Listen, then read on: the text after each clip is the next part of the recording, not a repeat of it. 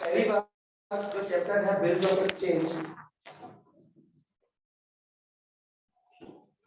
Only for goods, only for goods.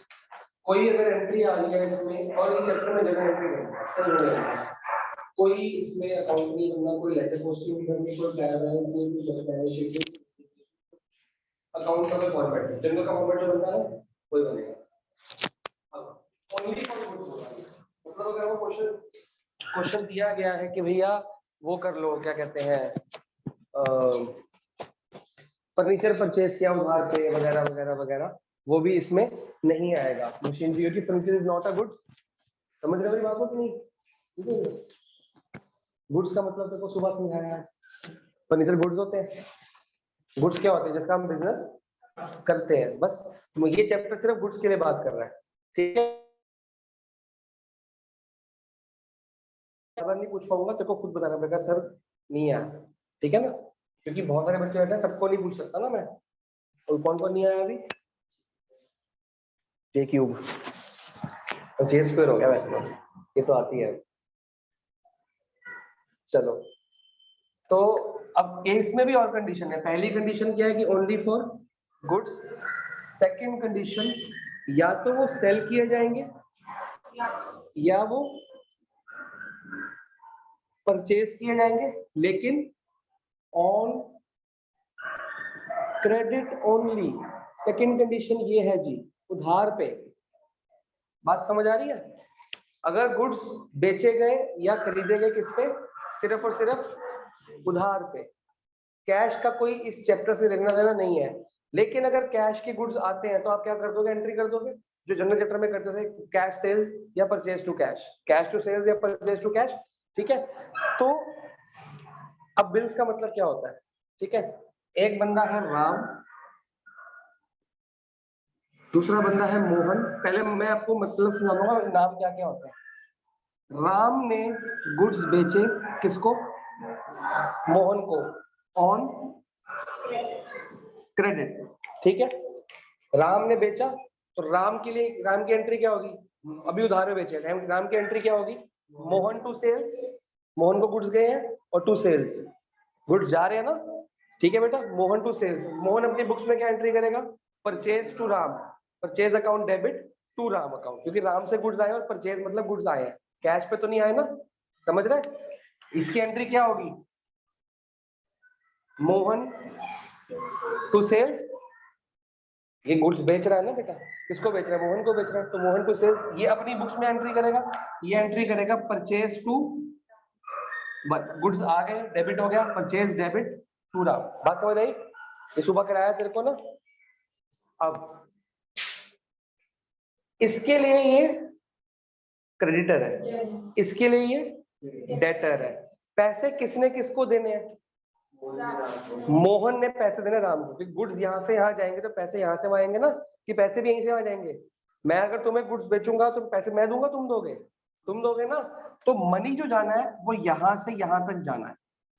अभी गया तो नहीं, क्योंकि गया होता मैं कैश लिख देता, यहाँ पे मोहन का नाम ही ना आता। मोहन का नाम आने का मकसद ये है कि क्रेडिट पे बेचा गया, अगर कैश में तो मोहन का नाम का मतलब ही नहीं।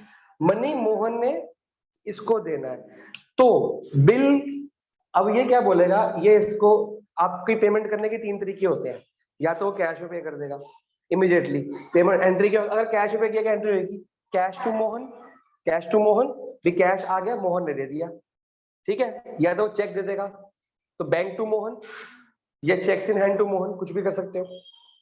अब मोहन कहता है भैया मेरे पास तो पैसे अभी है नहीं, मैं आपको एक बिल बना के दे देता हूँ। क्या बना के दे दूंगा? बिल।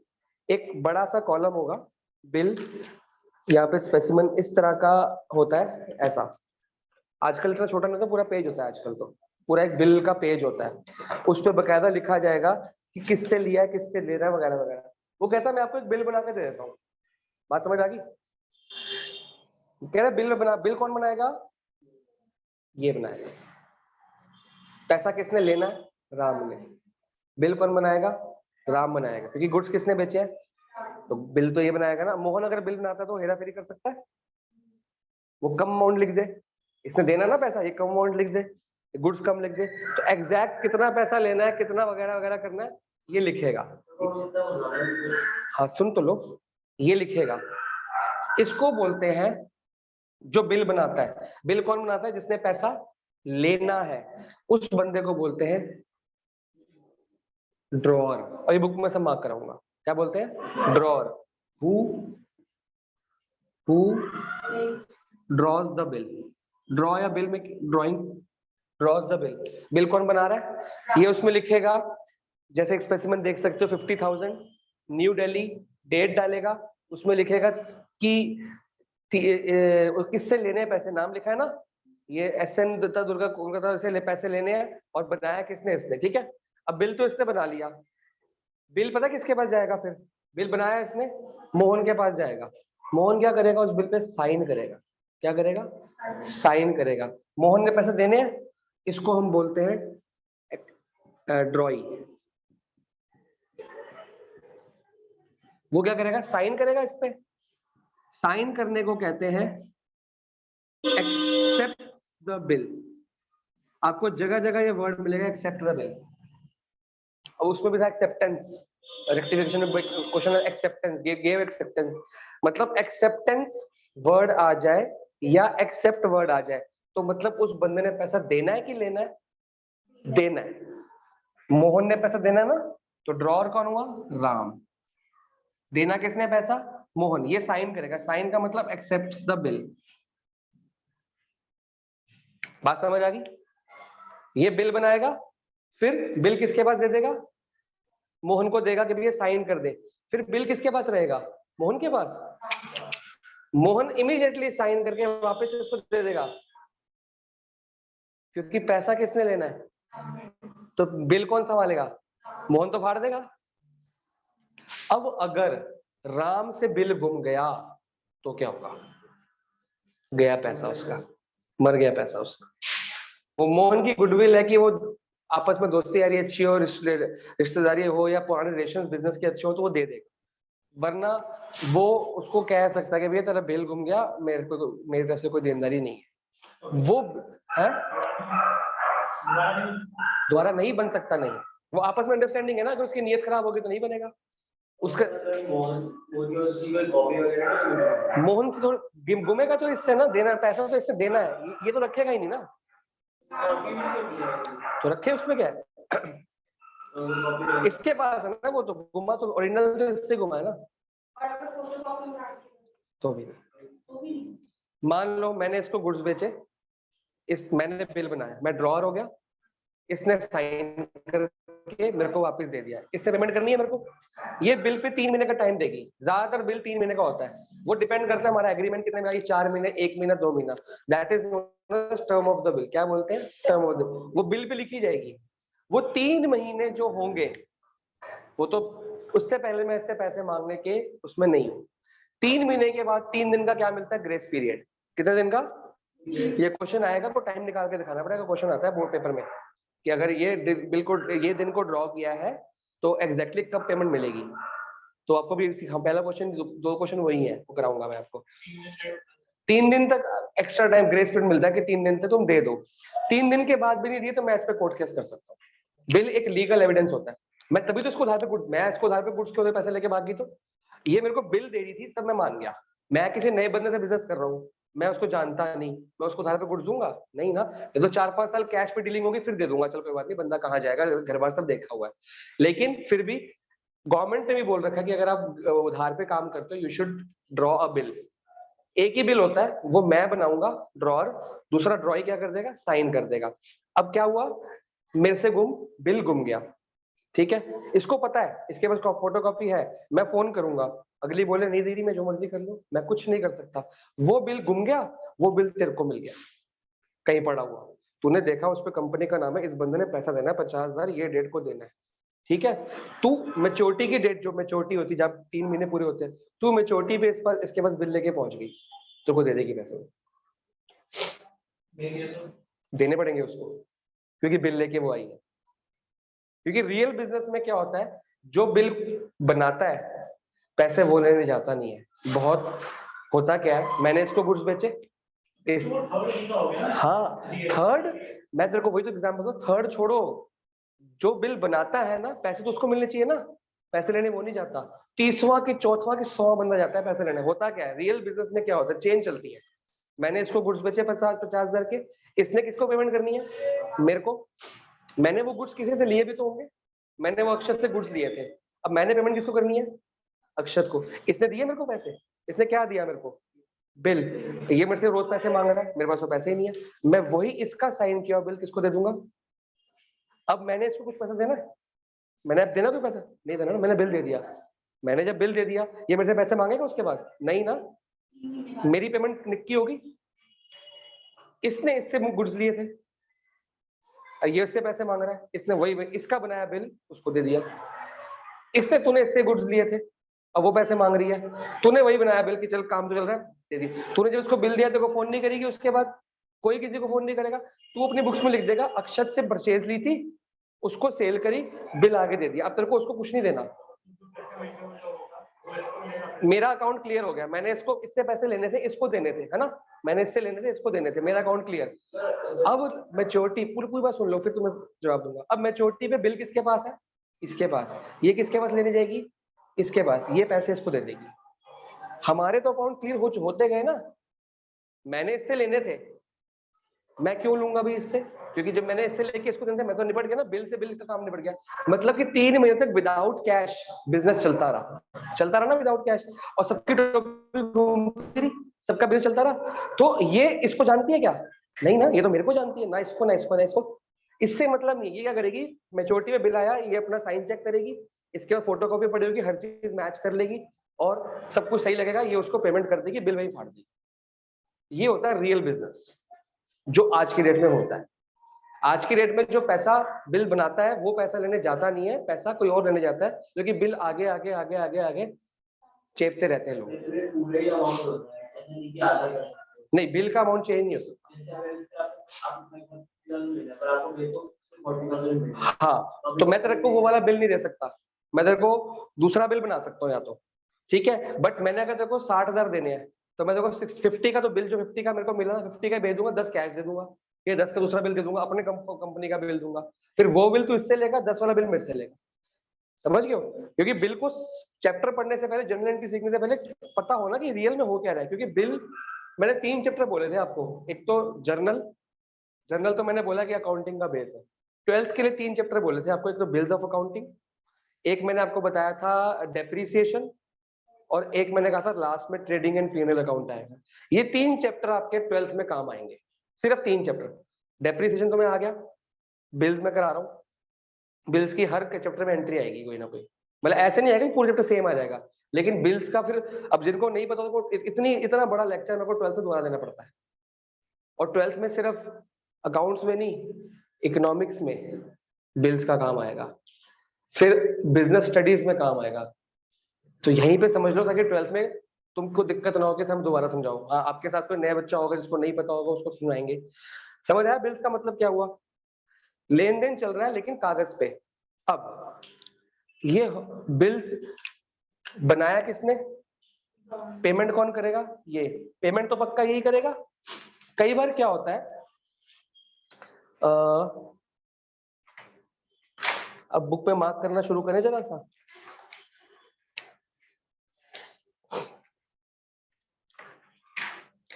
एक होता है पेई, इसने पैसा बनाया तो बिल बनाया, इसने पेमेंट करनी, पेई, who actually received the payment, जिसको पैसा मिला। तेरे को मिला ना पैसा, तो पैसा मिलना मेरे को चाहिए था, मैंने बिल बनाया, ड्रॉई ये, ड्रॉअर में ड्रॉई ये, तेरे को पैसा मिला, ये पेई होगी, जिसको पैसा मिलना है, मिला। लेकिन किसको कमीशन, क्यों, नहीं नहीं नहीं, हम तो बिजनेस कर रहे हैं आपस में भाई, मैं क्यों क्यों देगा भाई, मेरे को क्यों देगा, ये पे ही है ना, ये मेरे को क्यों देगी पैसे, ये बिजनेस कर रही है, ये कमीशन एजेंट थोड़ी है। देख, मैंने इसको गुड्स बेचे, वो गुड्स कहीं से खरीदे होंगे, ट्रेडिंग कर रहे हैं ना हम लोग। मैंने गुड्स इसको बेचे, पीछे किससे लिए थे, अक्षत से। अक्षत ने किससे लिए थे, तेरे से। तूने किससे लिए थे, इससे। तूने उसको पेमेंट देनी थी ना, उसको पैसे मिलने चाहिए थे ना, उसको वो पैसे तेरे से ना मिल के इससे मिल गए। तूने उसको खाली बिल दिया, वो पैसे इसको इससे मिले, वो पैसे तूने देने थे ना इसको, तू उसको जानता है, ये इसको नहीं जानती। तूने उसको बिल दिया, मैच्योरिटी पे जाके इसने उसके पैसे ले लिए।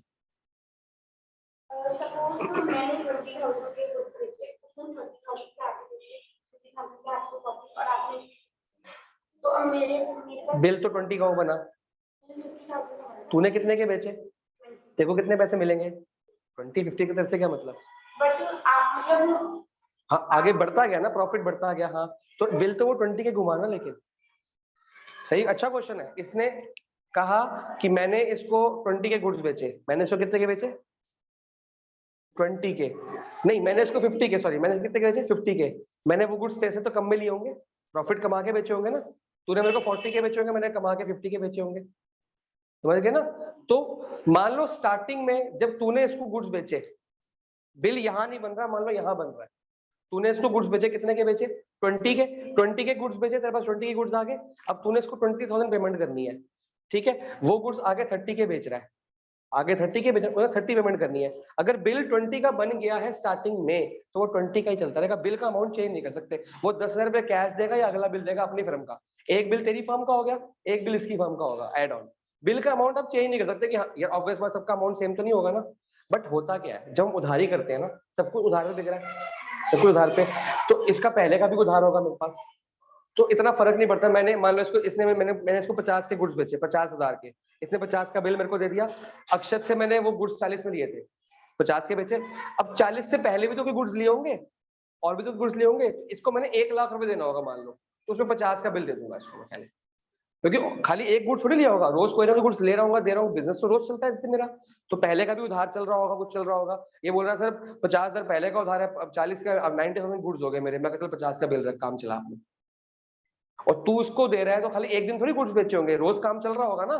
तो पहले का भी उधार का खाता चल रहा होगा, उसमें एडजस्ट कर दो, लेस कर देंगे भाई, 1 लाख रुपए लेना है, 90,000 लेना है, 50 लेस कर दिए, समझ आया।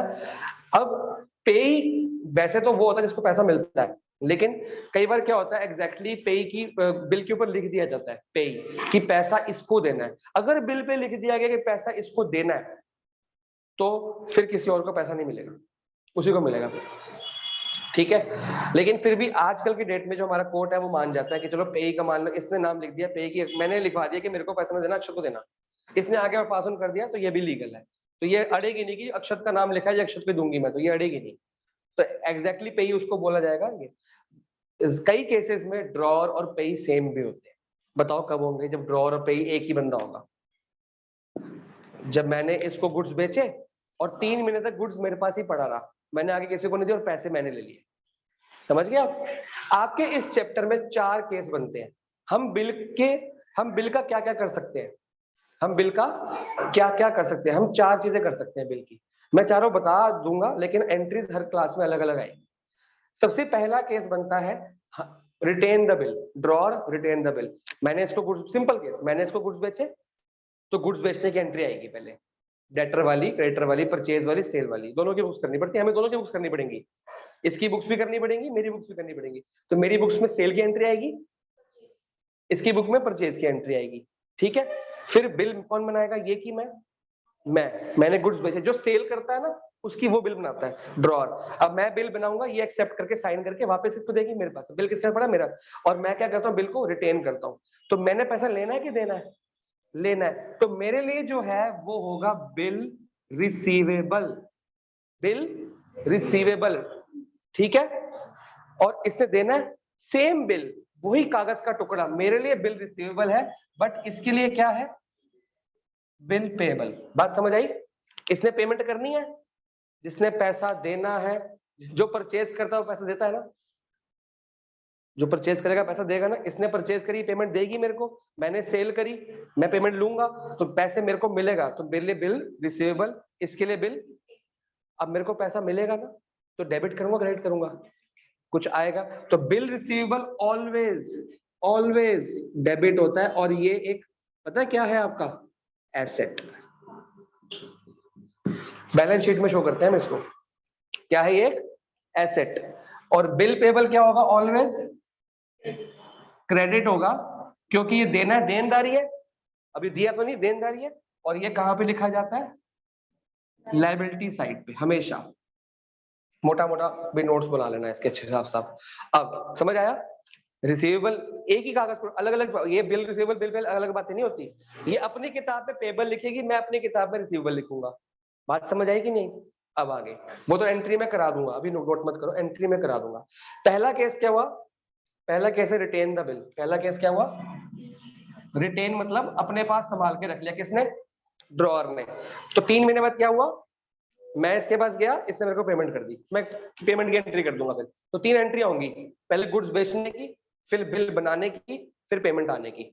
सिंपल सी बात है। इसकी बुक्स में परचेज करने की, बिल पेबल की, बनाने की बिल, और पेमेंट करने की। मैं पेमेंट रिसीव करूंगा, पेमेंट करेगी। क्लियर है? ये सिंपल सा केस होता है retain the bill. Second case होता है बिल डिस्काउंटेड। क्या होता है? डिस्काउंटेड। ये मैं अभी समझाऊंगा नहीं, यूल गेट कंफ्यूज जब टाइम आएगा इसका। फिर तीसरा केस होता है एंडोर्स कर दिया। क्या कर दिया?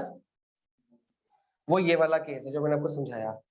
क्या कर दिया? इसने मेरे को बिल दिया, मैंने इसके नाम कर दिया, इसको दे दिया, किस थर्ड पर्सन को दे दिया, उसने उसको दे दिया, उसने उसको दे दिया। इसको बोलते हैं एंडोर्स करना। ठीक है? अब जब पेमेंट लेने जाएगा वो तो ये गई, ये एंडोर्सी है। कौन है ये? मैं कौन हूँ? एंडोर्सर। एंडोर्सर की एंट्री होगी, फिर अब इसकी बुक की एंट्री भी करनी पड़ेगी हमको।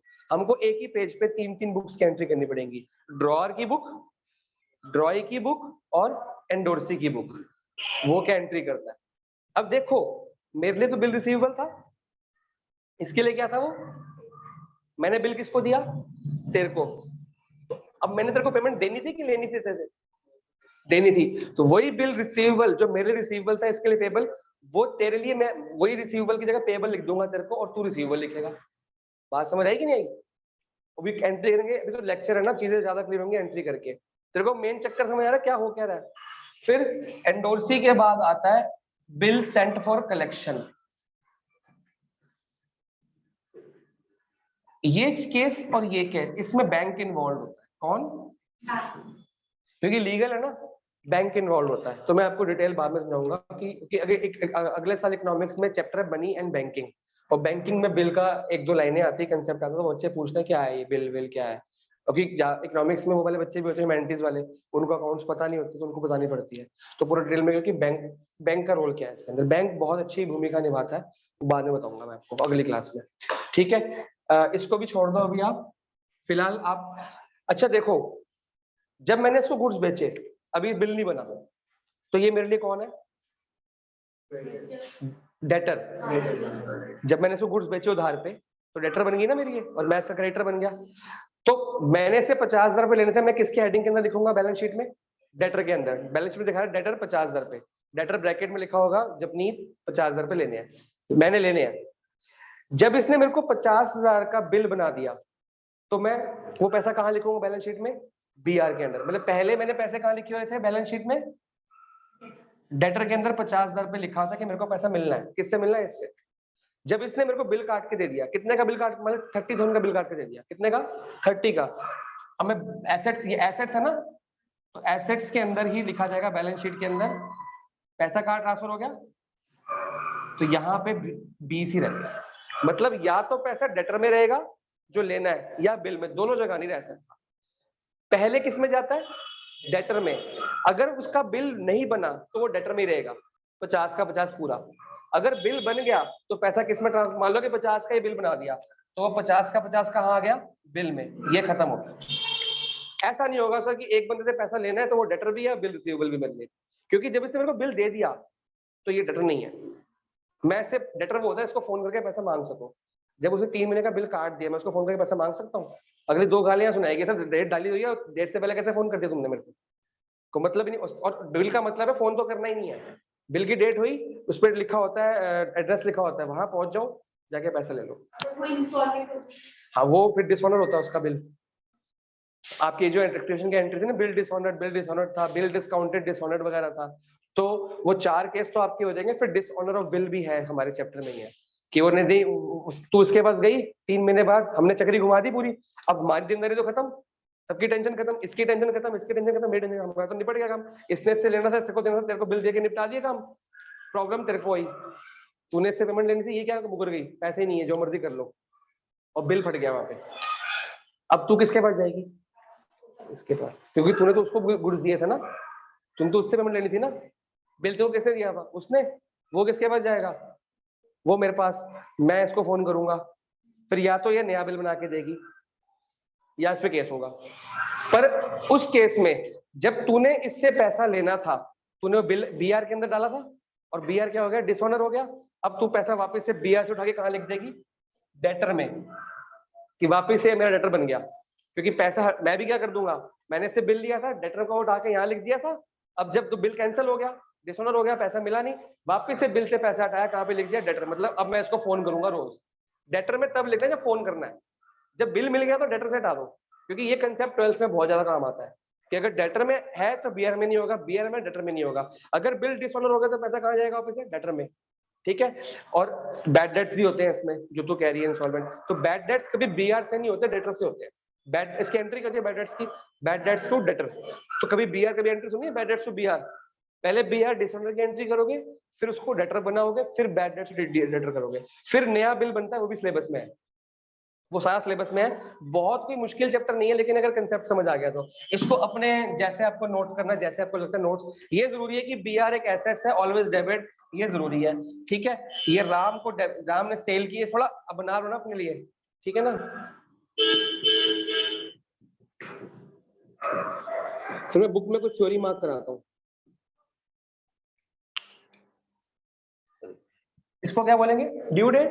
तो याद से समझ लो, ये आफ्टर डेट हो गया। इसको क्या बोलेंगे अक्षर? Due date. और इसमें कितने दिन का ग्रेस पीरियड मिलेगा? +3। कितने दिन हो गए?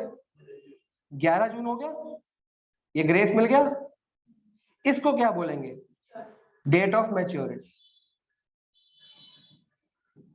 ड्यू डेट है 8 तारीख जो लिखी जाएगी, 3 दिन बढ़ा के जो डेट है उसको बोलते हैं डेट ऑफ। समझ गए? ड्यू डेट और मैच्योरिटी में कितना फर्क है? 3 दिन का फर्क है सिर्फ। तो एग्जाम में गड़बड़ पता क्या होती है, हम इसको डेट ड्यू डेट मान लेते हैं, कई बार इसको मैच्योरिटी मान लेते हैं। बहुत बच्चे गलती करते हैं, कैसे मैच्योरिटी तो यहाँ पे ये ड्यू डेट होगी, नहीं नहीं नहीं, ड्यू डेट छोटी है, मैच्योरिटी बड़ी है। ठीक है।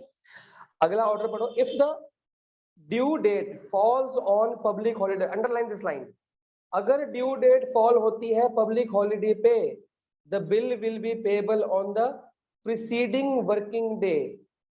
मतलब जो ड्यू डेट है, मान लो ये वाली, इसको छोड़ो, कुछ भी हो, मान लो कोई बिल बनाया और ये जो डेट है ना हमारी, ये वाली, ये कब आ रही है? 2 अक्टूबर। ये पब्लिक हॉलीडे है कि नहीं?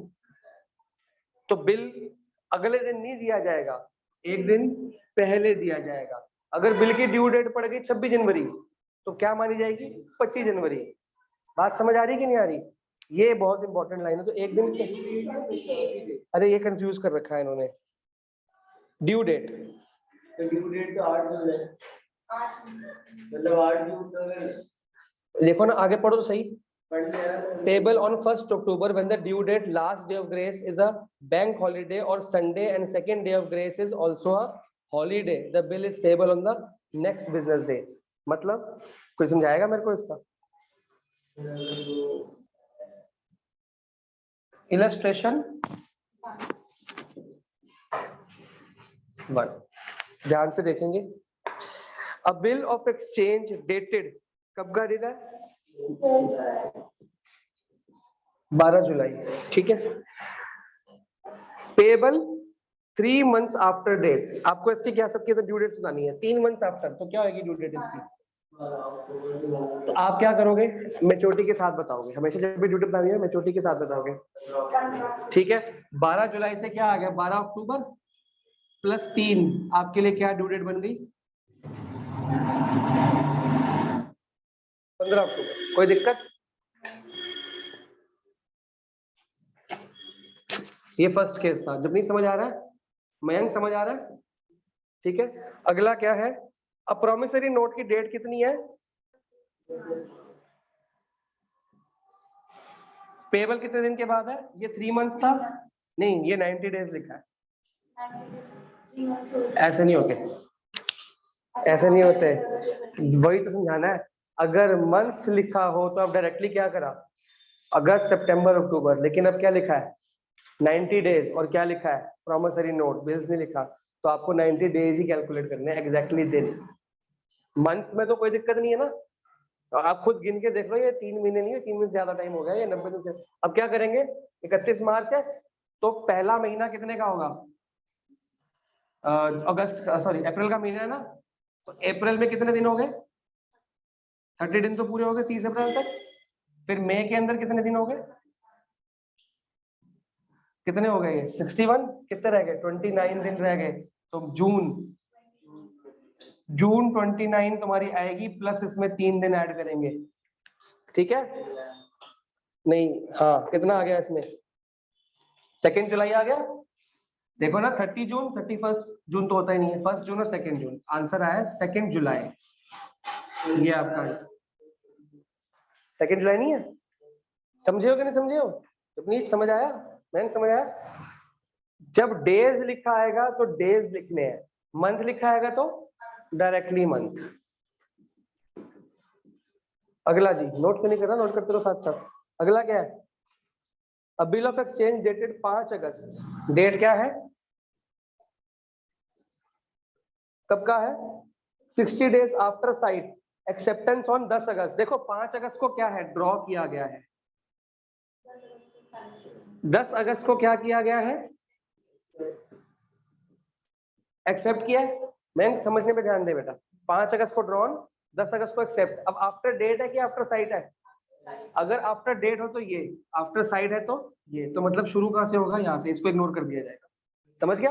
आफ्टर डेट है, आफ्टर साइट है, तो कितना का है, 60 डेज, 60 डेज लिखा है ना, तो इसमें डेज निकालेंगे कि मंथ निकालेंगे, 10 अगस्त है ना, हम 11 से शुरू करते हैं, तो आप लगा लो अगस्त में कितने दिन बचे, और ये आपको शो करना है एग्जाम में, अगस्त में कितने दिन बचे, 20 दिन, 21, 31 का महीना होता है, तो ये भी याद होना चाहिए कितने का महीना होता है, 21 दिन तो यहाँ खत्म हो गए, फिर सितंबर के 30 हो गए, फिर अक्टूबर, ये कितने हो गए, 51, 9 दिन रह गए, 9 प्लस 3 कितने हो गए, 12 अक्टूबर आपका आंसर होना चाहिए, चेक करो। तो 28 दिन गिनेंगे उसके, फिर मतलब अगर 10 फरवरी होता फिर 18 दिन रह गए, समझ गया, तो 28 का महीना लेंगे, जितने का है उतने का ही लेंगे, ठीक है। अब देखो क्या ये 2 अक्टूबर है, नहीं ना, 2 अक्टूबर बीच में आ गई, बीच में है बैंक हॉलिडे है, उसमें कोई दिक्कत नहीं है, फिर दिन नहीं बढ़ाने आपने, ये डेट 2 अक्टूबर है तो आपने आगे पीछे करना है। और ज्यादातर क्वेश्चन 26 जनवरी 15 अगस्त का ही पूछा जाता है, 2 अक्टूबर का पूछा जाता है, बच्चों को कंफ्यूज करने के लिए। अगला क्या है, बिल ऑफ एक्सचेंज 30 जून को बनाया गया, कब बनाया गया, जब कुछ नहीं लिखा ना, आफ्टर डेट आफ्टर साइड, तो जो दिया वही मान लो, ठीक है। 30 जून को बनाया गया है, आ गया क्वेश्चन ये रहा, 3 मंथ्स आफ्टर डेट, 3 मंथ्स, तो सीधा 3 मंथ्स कर दूं, जून है ना, जुलाई, अगस्त, सितंबर, तो डेट क्या आ गई, फिर इसमें कितने दिन ऐड करेंगे, क्या हो गया, 3 अक्टूबर, ये आंसर है। सिर्फ 5वां, प्रॉमिसरी नोट डेटेड 27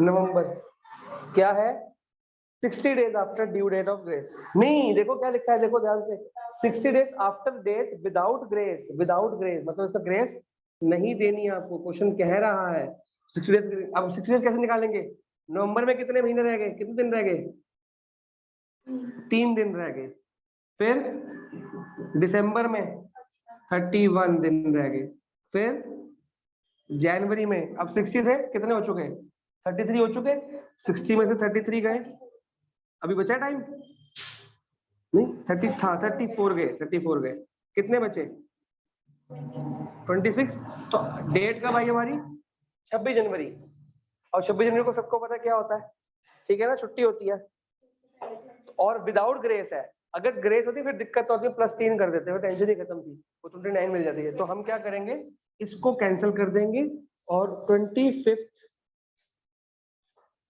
जनवरी और 2018 19 20 जो भी है आपकी बुक, फिर 2 दिन पहले, फिर हाँ 28 वाले 2 छुट्टियां होगी ना, फिर वो आएगा क्वेश्चन, तो इसका आंसर 25 जनवरी है, एक दिन पहले कर देना आप, क्योंकि विदाउट ग्रेस लिखा है जान के इन्होंने, ठीक है जी। यहाँ तक समझ आया आपको, आपकी बुक में एग्जैक्टली बताना क्वेश्चंस है कितने? 31। हाँ, तो क्वेश्चन नंबर 1 आपने होमवर्क में करके आना है, सिर्फ क्वेश्चन नंबर 1 अभी करना, अभी कर लो बैठ के, 5 मिनट से ऊपर टाइम लगेगा, यही है 5 पार्ट से, अभी करना, अभी कर लो, होमवर्क से बच जाओगे, घर पे करना, घर पे कर लो, 5 मिनट का काम है, कर लो, अभी कोई डाउट होगा पूछ भी लेना मेरे से।